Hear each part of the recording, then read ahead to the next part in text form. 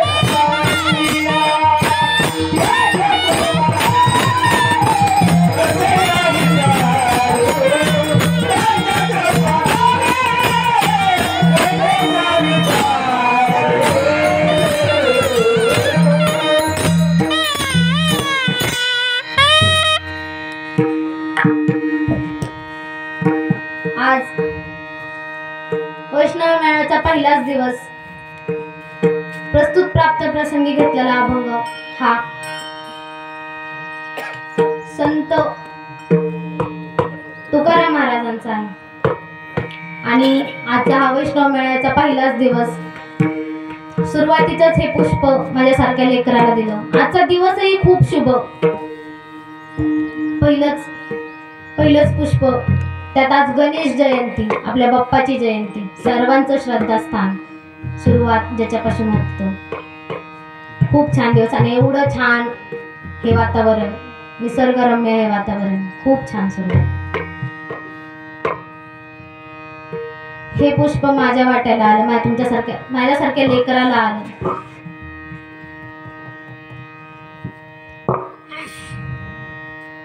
मस्तक हे पायावरी, मस्तक हे पायावरी, मस्तक हे पायावरी, मस्तक हे पायावरी. वार करी सत्याचा, वार करी सत्याचा, वार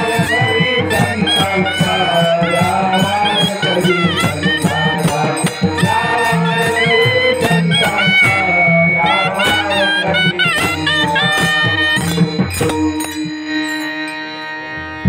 घेतलेला अभंग संत तुकारामांचा आहे. आणि काय सांगतात त्याच्यात? नाम घेता उठा उठे. कसं घ्यायचंय नाम? नाम घेता उठा उठे, होय संसाराची तटी. ऐसा लाभ बांधा गाठी, विठ्ठल पायी पडेल मिठी. नामा परिते साधन नाही, जे तू करीसी अनिक काही. आणि शेवट काय सांगतात? हकारोनी सांगे तुका, नाम घेता राहू नका. वा, कसं घ्यायला सांगितलंय नाम? उठा उठी, कसंही घ्या. उठता बसता खाता पिता फिरता कसंही घ्या, पण घ्या. नामाला विसरू नका असं सांगितलंय. हा सरळ सरळ अर्थ. तर उठा उठी नाम घ्यायचं म्हणजे कसं घ्यायचं? बरं, आधी नाम म्हणजे काय हे सांगणं खूप गरजेचं असतं ना. काय होतं या नामाने? बरेच लोक म्हणतात तुमचं आणि आमचं नाम सारखंच आहे, मग तुम्हाला स्थिती होती, आम्हाला का होत नाही? का होत नाही? त्याची रीत आहे ना, ती रीत समजून घेणं आधी खूप महत्वाची आहे ना. कशी रीत येते? आणि ती रीत कुठं भेटती? सद्गुरूंच्या चरणी. गुरूंच्या चरणी गेल्यावरती रीत भेटते. संतन के संग तू लागे, दिलची बनेगी.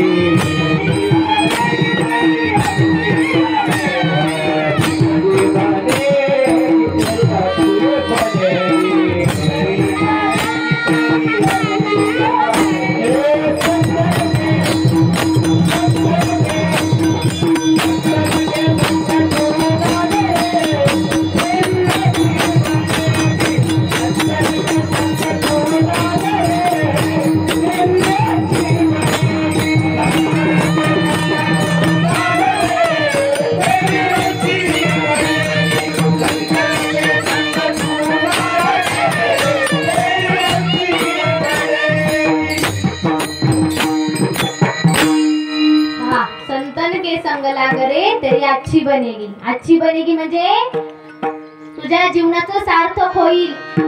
हे बाकीचं सगळं जे मोह आहे ना, हे त्यातून तू सुटशील. सुटणार म्हणजे आपण जन्माला त्यासाठी आलेलो आहे, कर्म करण्यासाठी. ते तर आपल्याला भोगायचंच आहे. ते कुणालाही देवाला चुकलं नाही तर आपल्याला आपण कोण आहे? त्याच्यामुळं तू संसाराच्या राडगाडग्यातून बाजूला होऊन थोडासा ह्याच्यात येशील. कशात येशील? नामात येशील. पहा, नाम घेता उठा उठी कसं सांगितलंय तुकाराम महाराजांनी. उठा उठी सतत घ्यायला सांगितलंय. तुला जसं जमन तसं घे, पण घे. कसं घे? तर सद्गुरूंच्या चरणी अर्पण हो आणि मग घे. बरं, ती रीत कशी हो? आता बघा, थोडंसं आपण आपल्या संसाराच्या दृष्टीने बघू. दूध आहे, सर्वांना दूध सर्वांच्या घरी सारखंच येतं. ह्यांच्या घरी येतं, ह्यांच्या सारखंच येतं. पण त्या दुधात साई आहे हेही सर्वांना माहिती. पण ती काढायची कशी ही रीत माहित असेल तरच त्या दुधातून तूप आहे ते बाजूला होणार आहे. आणि ते तूप कशात आहे हो? ते वरच्या साईत आहे. ती वरची आणि ते साई कधी येते?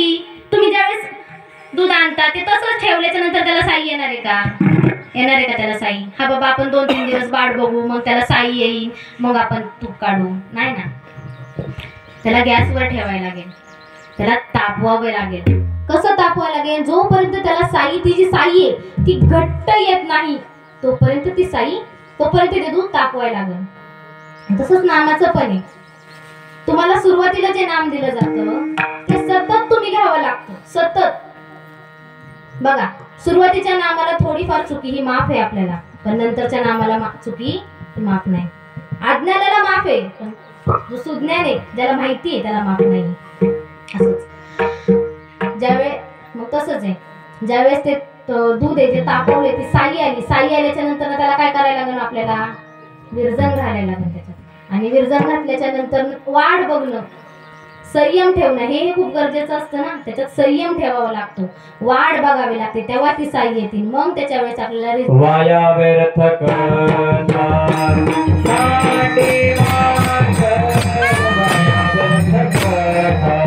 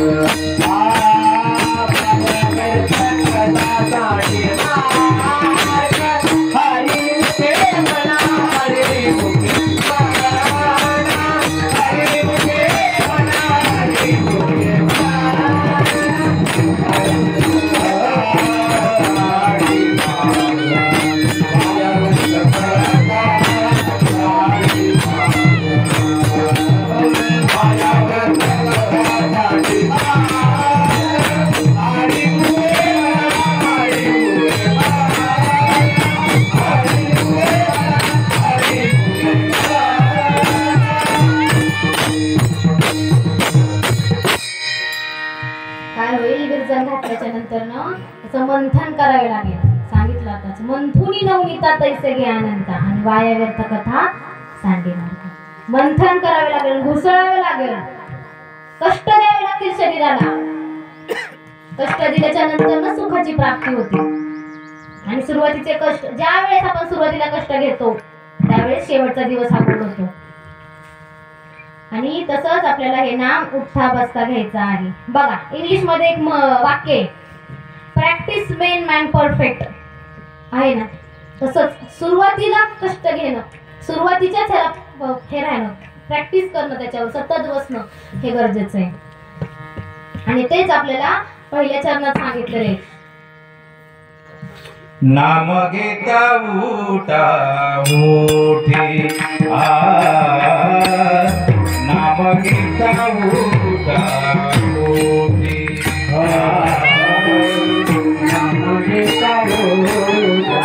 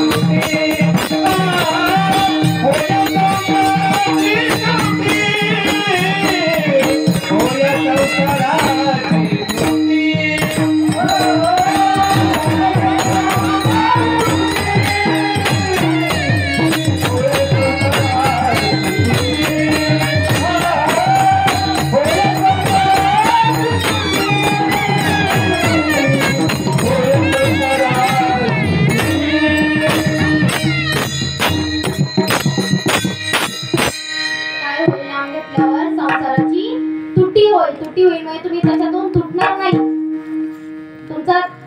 तुम्ही त्याच्यापासून वेगळे नाही होणार. पण ह्या सगळ्या संसाराच्या बंधनातून तुम्ही नामाला सुरुवात करताल, भगवंताच्या चरणी अर्पण होताल, हे सांगितलेलं आहे. आणि ज्यावेळेस मग ते मंथन केल्याच्या नंतर ना ज्यावेळेस ते लोणी वर येतं आणि त्या लोण्याला काय करावं लागतं, नंतर तापवावं लागतं आणि त्यावेळेस त्याचं तूप तयार होतं. कसं? साजूक तूप तयार होतं, सुरेख गोड तूप तयार होतं. असंच आपल्याला शेवट करायचं आपला. आणि मग तसंच सांगतात पुढं, काय सांगितलंय पुढं? आईचा लाभ बांधा गाठी, आईचा लाभ बांधा गाठी, हो आईचा लाभ बांधा गाठी, हो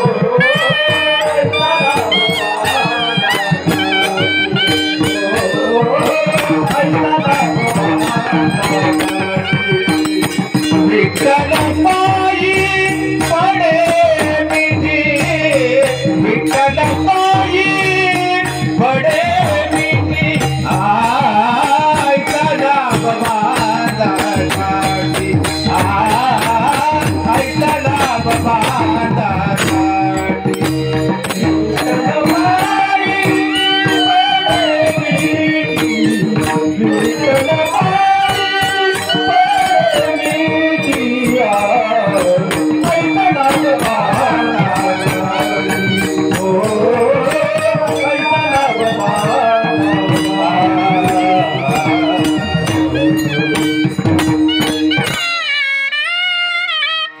कोणता लाभ घ्यायला सांगितलाय हो?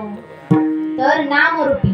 आणि तो कुठं भेटणार आहे? तर सद्गुरूंपाशी गेल्यावर भेटणार आहे. बरवे झाले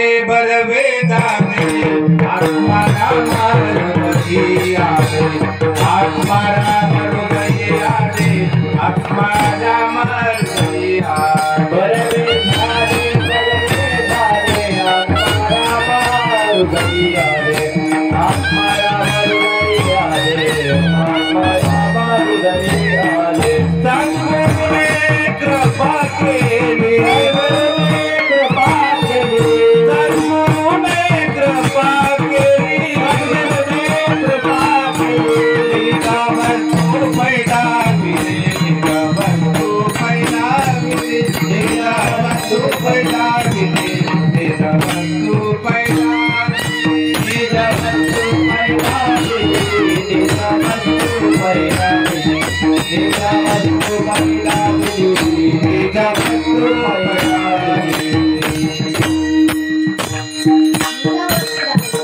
कोणती दाबी हो? तर नामरूपी. आणि ती घेणं कशी रीत सांगितली होती, किती सोपी सांगितली. काय करायला सांगितलंय का हो? कुठं जायला सांगितलंय, काय करायला सांगितलंय? एका जागेवर बसवून करायला सांगितलंय. पंथे चालो जाता, तेनची पंथे चालू जाता,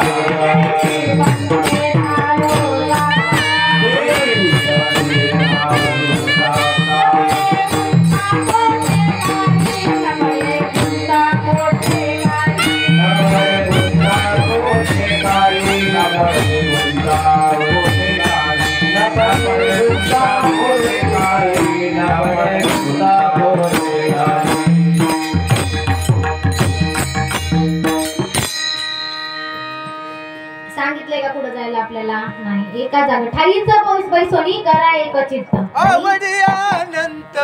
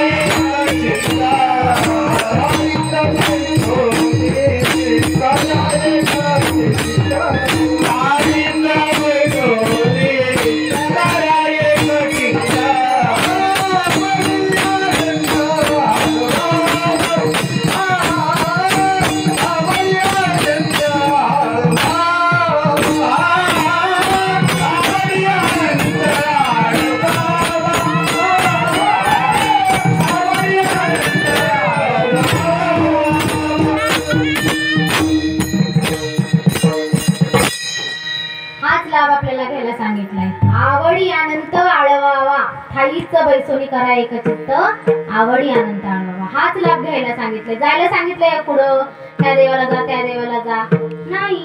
एका जागेवर बसून सगळ्या देवांचं तीर्थ तिथं आहे. त्रिवेणी संगमे नाना तीर्थे गमिनी त्रिवेणी संगमे नाना तीर्थे गमिनी अंती कैसे वरता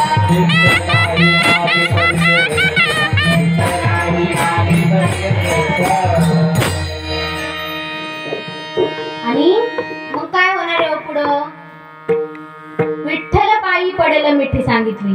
आणि कशी मिठी पडणार आहे? तर नामरूपी पडणार आहे. ज्यावेळेस तुम्ही निसंद देहात जाता, तुम्हाला ह्या जगाचं भान राहत नाही, पूर्ण देहावर नसता, त्यावेळेस विठ्ठलाच्या पायी जाणार आहे. जाऊन मिठी पाडायला सांगितले का हो? नाही ना. मग तर सगळं जगही कळतंय का जगाला काही? की बाबा विठ्ठल पायी पडेल मिठी कशी मिठी घ्यायला सांगितलीये?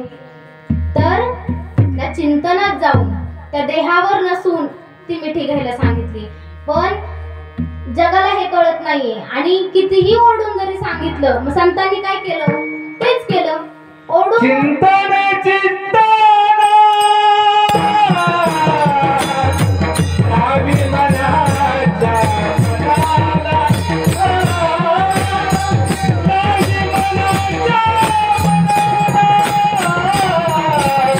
नावी मनाच्या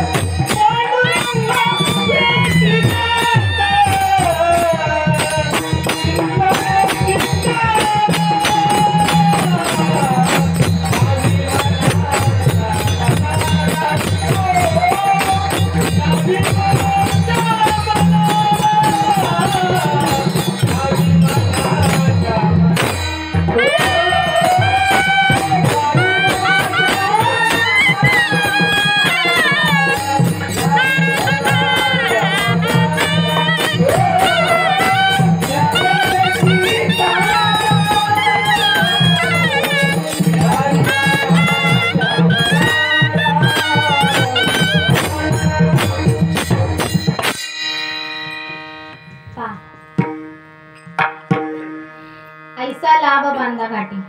वाल्मिकाने काय केलं? काय करत होता तो? आधी लोक मारायचा आणि रांजणात दगडे टाकायचा. असे किती रांजण भरले त्याचे? 7 भरले. एवढं पाप त्याने केलं होतं. पण काय झालं त्याचं? संतांचा स्पर्श झाला त्याला. आणि संतांचा स्पर्श झाल्याच्या नंतर काय झालं? संत चरणा रज कैदी प्रेम दाटे नैनी नीर लोटे कैदी प्रेम दाटे नैनी नीर लोटे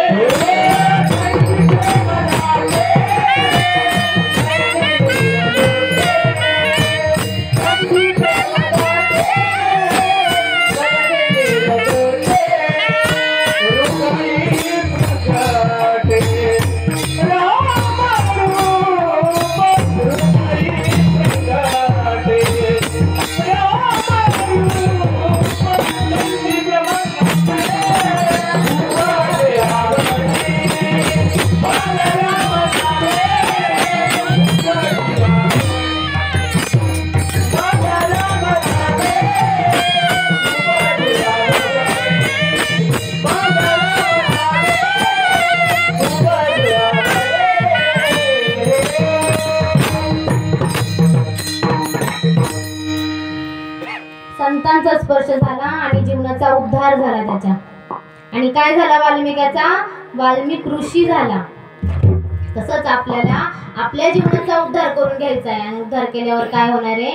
तर विठ्ठल पायी पडेल मिठी, विठ्ठलाच्या पायावर मिठी पडणार आहे. आणि ती कशी तर सतत नामघोष घेतल्याच्या नंतर ना ती मिठी पडणार आहे. बघा तुम्ही आपण पहिलीत जातो का 10वीत डायरेक्ट जातो? पहिलीत जातो ना. पहिल्यांदा काय शिकवतात? शून्य काढायला शिकवतात. बघा आधी शून्यापासून सुरुवात होती, मग 1, मग 10. आधी 10 शिकवतात, शून्यापासून सुरुवात होते. तसंच सुरुवात ही चांगली ठेवायची. सुरुवातीपासूनच पहिल्या नामाचा उच्चार हा सतत ठेवायचा, नाहीतर मग जेवढं वर नेतो ना देव तेवढं खाली जोरात लागतं. त्यामुळं लागायची भीती ठेवायची नाही. आपण फक्त स्वच्छ मनाने आपलं कार्य करत राहायचं आणि प्रामाणिकपणे करत राहायचं, हेच करायचंय. आणि मग ज्यावेळेस विठ्ठलाच्या पायी मिठी पडती त्यावेळेस तो आपल्याला त्याच्यामध्ये स्वतःमध्ये तो सामावून घेतो. हेच त्यांनी तुकाराम महाराजांनी दुसऱ्या चरणात सांगितलं. नामा परते साधन नाही, नामा परते साधन नाही, नामा परते साधन नाही,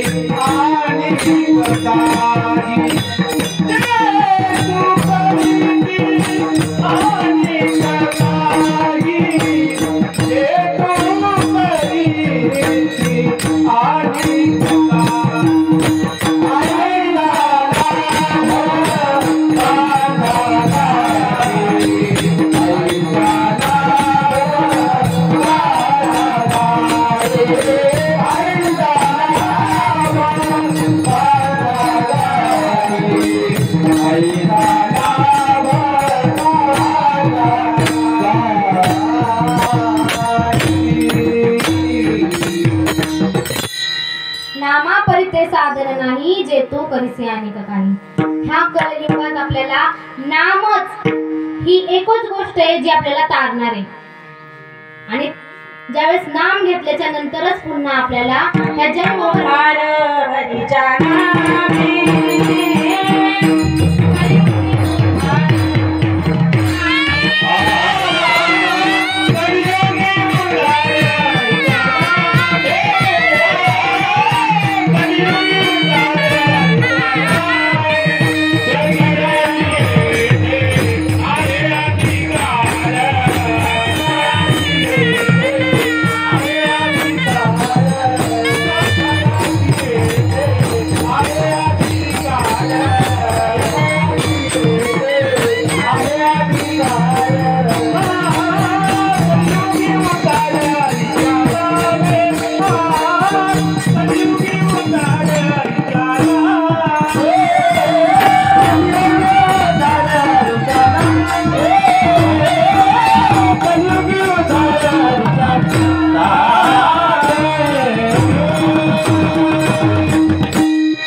कलियुगी उद्धार हरीच्या नामे. पा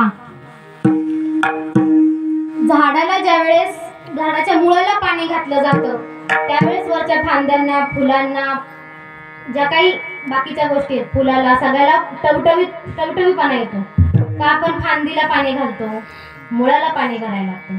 नाम काय घेतलं का?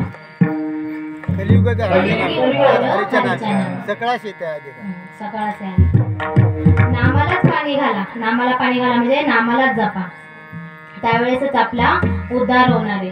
कलियुगे उद्धार हरीच्या नामे. आणि ह्या कलियुगात दुसरं कोणतंही साधन नाही आपल्याला तारण्यासाठी, हेच आहे. आणि मग पुढं काय होणार आहे? हा करोनी सांगे तू का